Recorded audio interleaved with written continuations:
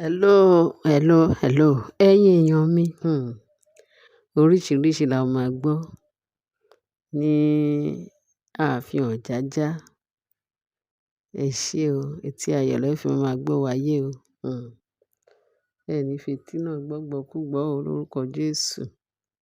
Àmín o. Wọ́n ní Tóbi lọ́ba again. Wọ́n ní, kì í máa ṣe kékeré o. Wọ́n ló tún ti lọ fẹjọ́ kábíyèsí sùn. Àṣé ọ̀rọ̀ paternity or no paternity test. Àṣé ó yè ń jà ràìnràìn torí gbogbo wa kàn sọ pé, mo sọ fún wọn pé nǹkan tá à ń gbọ́ ó kéré sí nǹkan tí kò tó ìta àti ìgbọ̀. Many things kan náà gbé sórí afẹ́fẹ́ o. Mo fẹ́ kí a mọ̀ yẹn ní pàtó. Èyí tó bá ti ṣe bíi pé ó kà wọ́n láyà náà máa gbé síta. Bẹ́ẹ̀ tí original wọn yẹn, a sì lè gbọ́. Gbogbo èyí tí à ń sọ yẹn lérèfé ni. Àṣé wúlẹ̀wúlẹ̀ nǹkan original tá à tí gbọ́ ó wà nílẹ̀ bíbàí. Wọ́n ní kì í ṣe gbogbo aṣọ náà ń sá lóòrùn. Òun lọ̀rọ̀ àwọn people wọ̀nyí. Àwọn ìyàwó kábíyèsí, wọ́n ń ṣe bẹbẹ. Wọ́n ń hùwà fàmílétè tutọ́ bí ẹni tí ò tiẹ̀ sí bí i pé ẹni tó ń fẹ́ yẹn, pé kábíyèsí tó ń fẹ́ yẹn pé kò mọ nǹkan tó ń ṣe. Nǹkan tó ń gbọdọ̀ ṣe fún ordinary human being. Àwọn boys of nowadays wọ́n ò jẹ́ dán irú ẹ̀ wò fún boys of even a ṣáà sọ pé àwọn ọmọ 18 years tó ti ń wọ́n 20, 25 tó ti ń wọ́n díẹ̀díẹ̀ tó ti ń fẹ́ ìyàwó, wọn ò lè gba irú ẹ̀ láyé. Wọ́n ti mọ̀ tó yàtọ̀ sósì. Tọ́n ti mọ tradition. Wọ́n ti mọ gbogbo nǹkan tó ń ṣẹlẹ̀. Many things ká má ì tí sọ pé nǹkan tí íńtánẹ́ẹ̀tì tún gbé fún wọn. Wọ́n mọ̀ ju àwọn tó ti wà ní ayé fún 100 years, wọ́n mọ̀ ju wọn lọ fún nǹkan ìrírí, fún nǹkan in fact, ìrírí lè má tó ìrírí o, tí ìjìnlẹ̀ bẹ́tẹ̀. Nonsense tó ń ṣẹlẹ̀ ní these days láyé táa wà yìí, àwọn boys yìí ò lè gbá o. Ní nǹkan táwọn obìnrin yẹn fi ń lọ kábíyèsí. Ẹ tí mo mọ̀ wípé kábíyèsí bọ́lọ̀ ń ṣe dá ló ṣe ń hùwà tiẹ̀. Kò lè fi bọ́lọ̀ ń ṣe dá ẹ̀ lẹ̀ kó ló máa hùwà oníwà. Bẹ́ẹ̀ ni, ìwọ̀nba díẹ̀ náà ni a máa blame kábíyèsí wọn. Àwọn people yẹn wọ́n ń ṣe gbábẹ́ àjò burúkú. Wọn ò rest. Ṣé ẹ mọ̀ pé èṣù ò rest, èṣù kì í sinmi. Torí ẹ, àwọn èèyàn ò gbọdọ̀ sinmi. A gbọdọ̀ máa bá wọn battle. Torí ẹ lọ́lọ́run ṣe dá wa. Tó fi ẹ̀mí mímọ́ lé wa pé kọ́ lọ́hùn, ẹ̀mí mímọ́ máa júwe gbogbo nǹkan tó tọ́ àti tó yẹ wọ́n máa júwe ẹ̀ fún wa. Òun ló dífá fún olè tí kò yẹ sá eré kábíyèsí pé àwọn ọmọ òun sẹ̀ ó máa gbà ni. Àìgbà tí wá jẹ́. Wọ́n láwọn ọ̀rẹ́ ẹ̀ gbogbo wọn, wọ́n ní kó má gbà fún kábíyèsí o. O ò gbọdọ̀ máa wo kábíyèsí ràn. Òun ló ṣẹlẹ̀ láàárín òun àti Ashley àti Toby.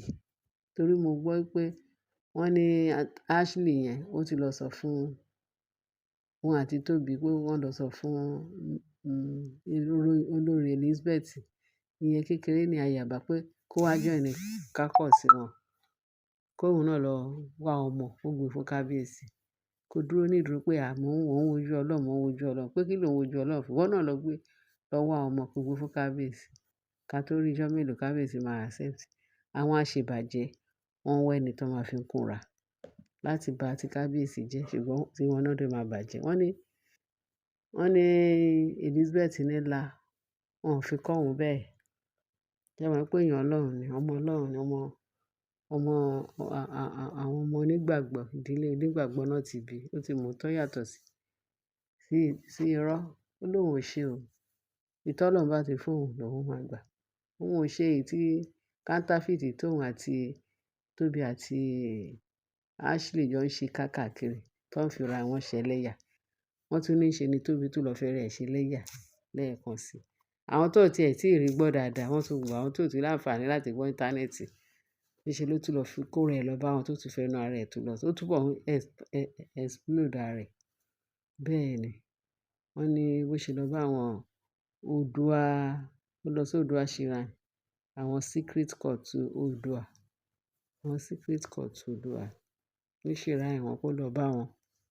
Oòduà secret court wọ́n ló lọ bá wọn ní shrine wọn pé wọ́n fẹjọ́ kábíyèsí sùn wọ́n.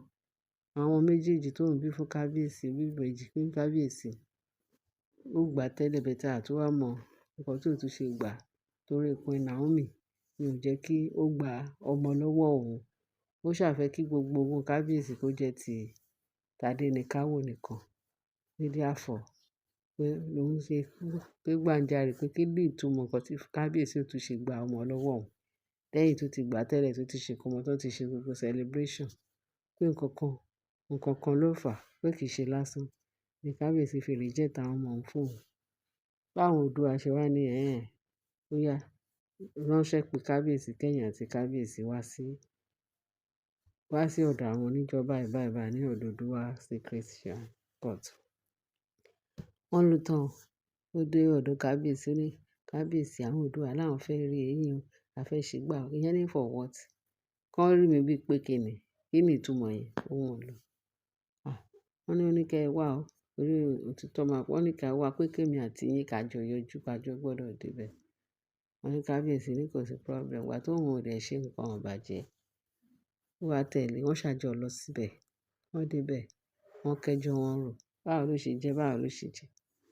Kábíyèsí wá ṣàlàyé kan báyìí náà ní ìyàwó ẹ̀ wá sọ nítorí àtìgbà tí Queen Naomi tó ti dé sí ayé kábíyèsí òun ló jẹ́ kí kábíyèsí lè jẹ́ ìta ọmọ òun bíbélì kábíyèsí dẹ̀ ṣe gbogbo nǹkan tó tọ́ àti tó yẹ fún òun gbà yẹn tó ti gba ọmọ all of a sudden ó lóun ò gbọ́ ọmọ mọ́. Wọ́n ní kí ló wá ṣẹlẹ̀.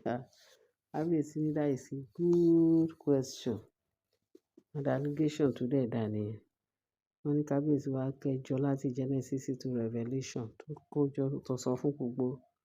Wọ́n ní kó ṣe ó sọ fún àwọn Oòduà ó sọ fún wọn ní shrine pé wọ́n ní kí Tóbi ṣe paternity kò ṣe. Wọ́n ní kó ṣe DNA kò ṣe.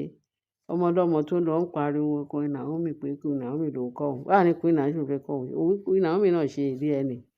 Ìgbà tó ọmọ Naomi wà ní 3 months ó ṣe DNA tó ní kó lọ ṣe ó ṣe DNA. Nígbà tó ọmọ tún ti ń dàgbà kò tí ì ju amẹ́ni ní last year àbí 3 years ago wọ́n láwọn àbúrò kábíyèsí àbí àwọn ẹ̀gbọ́n kábíyèsí obìnrin ṣé mọ̀ pé ó ní wàhálà ni wọ́n oníjọ̀gbọ̀n ni wọ́n. Wọ́n tún ní irọ́ ni o pé kábíyèsí pé kò ṣe test fún Tádéníkáwò báwo ni Tádéníkáwò because of àwọn kinní burúkú yẹn wọ́n ti lọ ń kó iṣẹ́ sí wọn lọ́kàn yẹn àwọn èṣù bí èèyàn tó wà láàfin wọ́n lọ ń bá àwọn ẹ̀gbọ́n kábíyèsí pé àárín àwọn kinní kan ṣé mọ̀ pé wọ́n lọ́wọ́ sí ọ̀rọ̀ tí àwọn ẹni tó fún kábíyèsí tó dàṣe kábíyèsí níyàwó inú wọn náà ló fẹjọ́ sùn àwọn woman yẹn wá wà lẹ́yìn wọn ló bá ń gbógun ti Naomi. Wọ́n bá lọ bá kábíyèsí pé kán ló gbọ́dọ̀ lọ ṣe paternity ti Tádéníkáwò again pé irọ́ ni kábíyèsí àti Naomi pa pé wọn kò dá wọn lójú. Kábíyèsí ní àwọn ọmọ yẹn ti ṣe ní 3 months ó ti ṣe fún ọmọ yẹn ní 3 months ìyẹn Tádéníkáwò. Ó ní kán tún lọ ṣe nígbà tí ọmọ yẹn tún dàgbà sí i wọ́n tún lọ ṣe. Ǹjẹ́ kì í ṣe last year wọ́n tún ṣe paternity test wọ́n tún ní original ní ọmọ pẹ̀lú kábíyèsí. Ó ní last year tí wọ́n tún fẹ́ ṣe kínní ṣé year yìí náà tún fẹ́ ṣe kínní traditional kínní kan ní shrine wọ́n tún ní ọmọ yẹn òun ló máa ṣe ọmọ ọkọ ló máa ṣe ọmọ yẹn débẹ̀ ó ṣe ìyẹn Tádéníkáwò ó ṣe tiẹ̀ ó yán kọ̀ọ̀kan wọ́n gbọ́ ní gbèrè pé ọmọ ọkọ gidi gan ni Tádéníkáwò pé kílẹ̀ tún pé gbà ojú wa ti àwọn obìnrin yẹn àwọn àgbọ̀n kábíyèsí obìnrin yẹn ojú tí wọn kì í ṣe kólóbó tó wọ̀ pé so yẹn pé lóòótọ́ ìgbà iná fi wá dẹ̀yìn lẹ́yìn Naomi o wọ́n ti wá ń ṣìkẹ́ Naomi sí àwọn èké àwọn tọ́lọ̀ ti jù lọ wọ́n wá bẹ̀rẹ̀ sí ní ṣe ìkẹ́ Naomi tí irọ́ jìnnà sí life wọn òótọ́ jìnnà sí life wọn bẹ́ẹ̀ ni. So òun ni wọ́n ní Tóbi o ó tún lọ bá wọn ní Oòduà kínní kan Oòduà court shrine pé kábíyèsí ṣe kí wọ́n nígbà tí kábíyèsí wá sọ gbogbo ọ̀rọ̀ yìí Wọ́n ní bó ṣe those people wọ́n tired pé Tóbi ó sọ adúrú eléyìí ó dẹ̀ ṣe gbogbo eléyìí. Wọ́n ní wọ́n mú ọ̀rọ̀, wọ́n kó iṣẹ́ ọ̀rọ̀ sí Tóbi létí o. Tóbi wá bẹ̀rẹ̀ sí ní sunkún.